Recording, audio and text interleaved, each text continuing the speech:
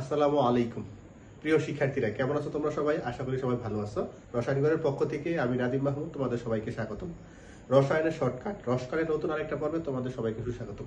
আজকের ক্লাসে আমরা যে জিনিসটা নিয়ে আলোচনা করব তা হচ্ছে 2D অরবিটাল অসম্ভব কিনা সম্ভব। ঠিক আছে, এই টপিকসটা আমাদের এসএসসি লেভেল হোক অথবা এইচএসসি লেভেল হোক, দুই জায়গাতেই মোস্ট ইম্পর্টেন্ট একটা টপিক। আমাদের খ নম্বরে যখন ব্যাখ্যামূলক প্রশ্নগুলো আসে, ওই ব্যাখ্যামূলক প্রশ্নের মধ্যে 2D অরবিটাল অসম্ভব কিনা এর ব্যাখ্যাটা তোমার সবগুলো বোর্ডের মধ্যে তুমি একটু পর্যালোচনা করে দেখবে যে 7-8টা বোর্ড থেকে প্রায় 5-6টা বোর্ডের মধ্যে খ নম্বরে কিন্তু প্রশ্নটা আসে। আর একটা আমাদের এমসিকিউর জায়গায় কিন্তু এই প্রশ্নটা সবচেয়ে বেশি বার এসে থাকে। তোমরা বোর্ড প্রশ্নগুলো পর্যালোচনা করলে খুব ভালোভাবে দেখতে পারবে। তো আজকের ক্লাসে আমরা এই জিনিসটা নিয়ে আলোচনা করব। আচ্ছা, তোমাদেরকে একটা প্রশ্ন রাখি, আচ্ছা বলো তো দেখি আসলে 2D অরবিটাল সম্ভব কিনা অসম্ভব। তাহলে অবশ্যই আমরা যদি একটু চিন্তা ভাবনা করি সহজেই বলতে পারি যে 2D অরবিটাল আসলে তোমার কি অসম্ভব। বাস্তবে কিন্তু এর কোনো অস্তিত্ব নাই। এমন কিভাবে, কি কারণে, কোন কারণে 2D অরবিটালটা অসম্ভব তা আজকের ক্লাসে আমরা আলোচনা করব। তো প্রথমত 2D অরবিটালের সম্ভব আর অসম্ভবের ব্যাখ্যাটা করতে গেলে আমাদের যে জিনিসটা আলোচনা করতে হবে সেটা হচ্ছে উপশক্তি স্তরের ধারণা। ঠিক আছে, এই উপশক্তি স্তরের ধারণা থেকেই কিন্তু আমরা আসলে এই কোন অরবিটালগুলো সম্ভব আর কোন অরবিটালগুলো অসম্ভব তা কিন্তু আমরা খুব সহজেই বুঝতে পারবো। তাহলে উপশক্তি স্তরের ধারণা ব্যাখ্যা করতে গেলে আমরা যে জিনিসটা নিয়ে আলোচনা করব সেটা হচ্ছে প্রথমত দুইটা জিনিস সম্পর্কে আমাদের ধারণা থাকতে হবে। আমরা সাধারণত জানি প্রধান শক্তি স্তরকে সাধারণত n দ্বারা প্রকাশ করা হয়, আর উপশক্তি স্তর বা সহকারী কোয়ান্টাম সংখ্যাকে l দ্বারা প্রকাশ করা হয়। ঠিক আছে, এই ক্ষেত্রে n এর মান যদি আমরা ধাপান্তরে বা ধাপ বাই ধাপ 1 2 3 4 বসাই তাহলে l এর মান কিন্তু খুব সহজে বের করা যায়। আমরা l এর মান বের করতে গেলে কিন্তু একটা সূত্র জানি, l এর মান হচ্ছে 0 থেকে n-1 পর্যন্ত। ঠিক আছে, তো এখন তুমি যদি ক্রমান্বয়ে স্বাভাবিকভাবে n এর জায়গায় 1 2 3 4 বসাও তাহলে কিন্তু আমরা ক্রমান্বয়ে l এর মানটা বের করতে পারবো।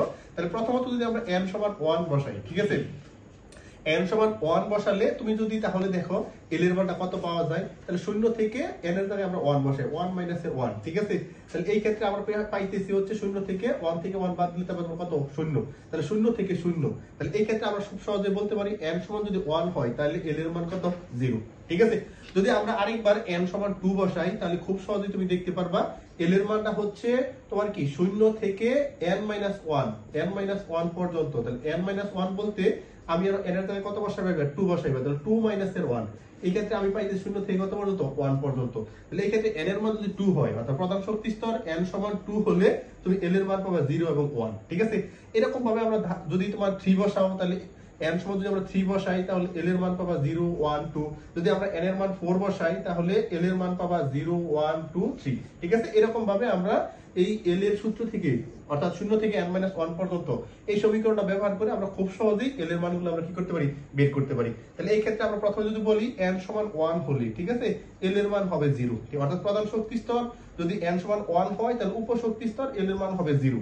যদি প্রধান শক্তি স্তর n সমান 2 হয় তাহলে উপশক্তি স্তর l এর মান হবে 0,1।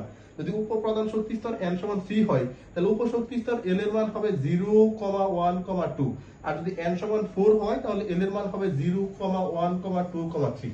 আমরা তাহলে n সমান 1 2 3 4 বসিয়ে আমরা সহকারী কোয়ান্টাম সংখ্যা বা উপশক্তি স্তর l এর মান কিন্তু খুব সহজে বের করতে পারি। ঠিক আছে, তাহলে এই ক্ষেত্রে আমরা এবার মানগুলো বের করার চেষ্টা করব আসলে কোন কোন অরবিটাল সম্ভব আর কোন কোন অরবিটাল তোমার কি অসম্ভব। ঠিক আছে, তাহলে প্রথমত আসো, যদি প্রধান শক্তি স্তর n সমান 1 হলে, ঠিক আছে, n সমান 1 হলে l এর মান আমরা কত পাইলাম? 0। 0 মানে কোন অরবিটাল? 1 s orbital. আমরা কয় নম্বর শক্তি স্তরের জন্য বের করতেছি? 1 নম্বরের জন্য। ঠিক আছে, তাহলে এই ক্ষেত্রে মনে রাখতে হবে 1p তারপর হচ্ছে 1d 1f অরবিটাল সম্পূর্ণই তোমার কি অসম্ভব। ঠিক আছে, যদি আমরা n সমান 2 বসাই তাহলে l এর মান পাই আমরা সাধারণত 0,1। এই ক্ষেত্রে 0 এর জন্য s অরবিটাল, 1 এর জন্য p অরবিটাল। এই ক্ষেত্রে d অরবিটাল আর f অরবিটাল সম্পূর্ণ তোমার কি অসম্ভব। যেহেতু 2 নম্বরের জন্য কাজ করতেছো তাহলে 2s এবং কত হবে? 2p হবে। যদি n সমান 3 হলে তোমার l এর সমান হবে 0,1,2। এই ক্ষেত্রে 0 এর জন্য হবে s অরবিটাল, 1 এর জন্য p অরবিটাল, 2 এর জন্য d অরবিটাল। তাহলে এই ক্ষেত্রে s p d, তাহলে স্বাভাবিকভাবে বলতেছে f অরবিটালটা তোমার কি অসম্ভব। কয় নম্বরের জন্য কাজ করতেছো? 3 নম্বরের জন্য। তাহলে 3s 3p 3d অরবিটাল সম্ভব, 3f অরবিটালটা তোমার কি অসম্ভব। যদি আমরা n সমান 4 বসাই তাহলে l এর মান পাবো 0,1,2,3। তাহলে ধাপ বাই ধাপ মান বের করতে গেলে 0 এর জন্য s, 1 এর জন্য p, 2 এর জন্য d, 3 এর জন্য f। তাহলে s p d f। 4 নম্বর শক্তি স্তরের জন্য 4s 4p 4d 4f সবগুলো অরবিটাল সম্ভব। এখানে আমরা বলতে পারি তোমার যদি প্রশ্ন করা হয় যে 2d অরবিটাল অসম্ভব কেন? তাহলে আমরা খুব সহজে ব্যাখ্যাটা দিতে পারি, যেহেতু প্রধান শক্তি স্তর n সমান 2 হলে উপশক্তি স্তর l এর মান 0 এবং 1 হয়, তাই এই ক্ষেত্রে 0 এর জন্য s অরবিটাল, 1 এর জন্য p অরবিটাল। এই ক্ষেত্রে আমাদের 2s এবং 2p অরবিটালটা সম্ভব। এই ক্ষেত্রে 2d এবং 2f অরবিটালটা তোমার কি অসম্ভব। তাহলে আমার মূল ব্যাখ্যাটাই হবে প্রধান শক্তি স্তর n এর কারণে আমার l এর মান পাওয়া যায় 0 এবং 1, আর 0 এর জন্য যেহেতু s অরবিটাল এবং 1 এর জন্য যেহেতু p অরবিটাল, এই ক্ষেত্রে শুধুমাত্র s এবং p অরবিটালটা সম্ভব হবে, d অরবিটালটা তোমার কি অসম্ভব হবে।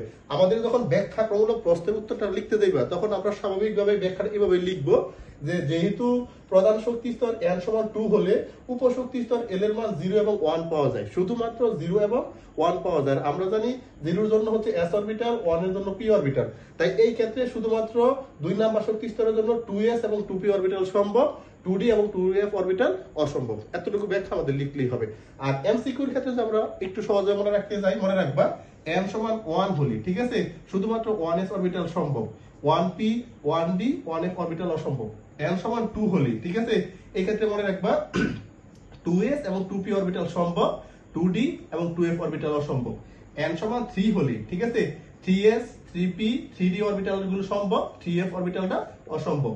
আর n সমান 4 হলে মনে রাখবা 4s 4p 4d এবং 4f অরবিটাল তোমার কি সম্ভব। এই ক্ষেত্রে সবগুলো অরবিটাল যেহেতু সম্ভব, তাহলে অসম্ভব কোনো অরবিটাল নেই। কয় নাম্বার শক্তি স্তরের জন্য?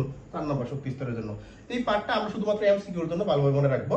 আর বাকি ব্যাখ্যামূলক প্রশ্ন আসলে তুমি যদি বলে হয় যে 3f অরবিটাল অসম্ভব কেন, তাহলে খুব সহজে বলতে পারো, আমরা সাধারণত জানি প্রধান শক্তি স্তর n সমান 3 হলে উপশক্তি স্তর বা সহকারী কোয়ান্টাম সংখ্যা l এর মান হবে 0 1 2। এক্ষেত্রে 0 এর জন্য s অরবিটাল, 1 এর জন্য p অরবিটাল, 2 এর জন্য d অরবিটাল, তাই এই ক্ষেত্রে 3s 3p 3d অরবিটাল সম্ভব, এক্ষেত্রে 3f অরবিটালটা অসম্ভব। তাহলে এতটুকু ব্যাখ্যা লিখলে আমাদের খ নম্বরের জন্য হয়ে যাবে। তাহলে আশা করি আমরা স্বাভাবিক বুঝতে পারছি যে 2d অরবিটাল বা 3f অরবিটাল অথবা তোমার কি 1d 1p 1f অরবিটাল কি কারণে অসম্ভব। তাহলে এরকম মজার মজার ক্লাসগুলো রসায়ন ঘরের পক্ষ থেকে প্রতিনিয়ত আসতে থাকবে। সবাই রসায়ন ঘরের সাথে সংযুক্ত থাকবে এবং বন্ধু বান্ধবকে ক্লাসগুলো শেয়ার করে দেবে, তারাও যেন এই ক্লাসগুলো দেখে খুবই উপকৃত হতে পারে। তো সবাইকে অসংখ্য ধন্যবাদ। রসায়ন ঘরের সাথেই থাকো। সবাই ভালো থাকবে, সুস্থ থাকবে। আসসালামু আলাইকুম ওয়া রাহমাতুল্লাহি ওয়া বারাকাতুহু।